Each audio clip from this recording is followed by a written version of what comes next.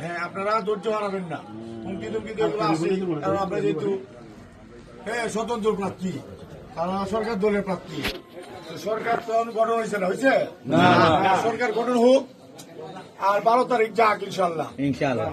12 তারিখ আপনার কাছ থেকে একটু জানতে চাই যে ইতিমধ্যে আপনাদের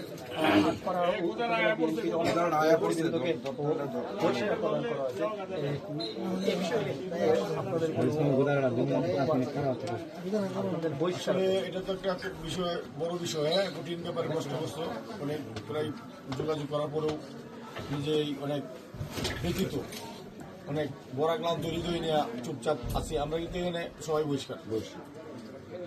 বহিষ্কার আসলে আমাদেরকে কাকে বহিষ্কার করেছে? আমাকে বহিষ্কার করা হয়েছে। আমি কে এই দলের জন্য কি করছি?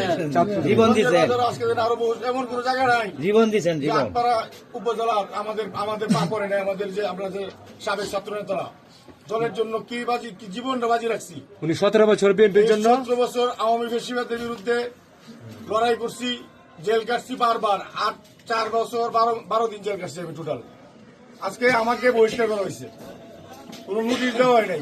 কি অপরাধে একজনকে সমর্থন করি? উনি তো আমাদের দলে নেই, দলের বাইরে তো না। আর দানের শীষ প্রতীক যাকে দিয়েছেন ওনাকে তো নেতৃত্ব দিয়েছিলেন, নেতৃত্ব তো উনি সঠিকভাবে পালন করেন নাই, আমাদেরকে মূল্যায়ন করেন নাই। আমি এতদিন জেল কাটা পরে একদিন আমার খোঁজখবর নেয় নাই। এরা যারা জেল কাটছে কেউ কারো কোনোদিন খোঁজখবর নেয় নাই। উনি এত বড় নেতা, নমিনি, আগের 2বার নমিনি হয়েছেন। ওনার প্রতি আমাদের রাগ খুব ছিল, রাগ খুবের অবস্থান থেকে আমরা এই অবস্থানে আছি। ইনশাআল্লাহ পকেট কমিটি, কোরআন শপথের কমিটির বিরুদ্ধে আমরা অবস্থান নিয়েছিলাম। আমরাও এই দ্বিবার্ষিক সম্মেলন কাউন্সিল আটপাড়া আমরা অংশগ্রহণ করেছিলাম। ইনশাআল্লাহ আমরাও বুঝতে পেরেছি সেদিন কাউন্সিলরের অবস্থা। আলহামদুলিল্লাহ আমরা বহিষ্কার হয়েছি। দলের সিদ্ধান্ত সঠিক, যা সিদ্ধান্ত যে সিদ্ধান্তে আসুক, দলের সিদ্ধান্ত মেনে নিতে হবে, মেনে নিয়েছি। ইনশাআল্লাহ আপনাদের আমি বহিষ্কার হয়েছি এই বিবেকে কি আপনাদের কি একটু নাড়া দিছে? তাহলে আপনারা আল্লাহর রহমতে, আল্লাহর হস্তে আপনারা গুড়ামার্কা একটা ভোট দিয়ে আমাদের বহিষ্কার প্রত্যাহারের সুযোগ করে দিবেন। আপনাদের কাছে সবাই ভালো থাকবেন, দোয়া রাখবেন, আমরা দোয়া করি আপনারা ভালো থাকবেন। প্রতীক আছে